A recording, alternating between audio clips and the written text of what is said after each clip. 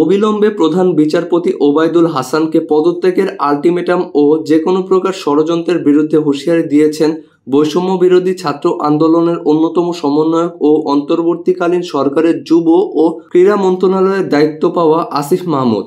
তিনি বলেন, পরাজিত শক্তির যে কোনো প্রকার ষড়যন্ত্র বরদাস্ত করা হবে না। শনিবার 10 আগস্ট ফেসবুকে দেওয়া এক স্ট্যাটাসে তিনি এই হুঁশিয়ারি দেন। আসিফ মাহমুদ বলেন, ফ্যাসিবাদদের মদতপুষ্ট ও নানা অপকর্মে জড়িত সুপ্রিম কোর্টের প্রধান বিচারপতি সরকারের সাথে কোনো প্রকার আলোচনা না করে ফুল কোর্ট মিটিং ডেকেছেন। পরাজিত শক্তির যে কোনো প্রকার ষড়যন্ত্র বরদাস্ত করা হবে না। আইনজীবীরা ইতোমধ্যেই এর প্রতিবাদে জড়ো হয়েছেন। তিনি আরো বলেন, আমরা আগেই বিচারপতিকে পদত্যাগের আহ্বান জানিয়েছিলাম।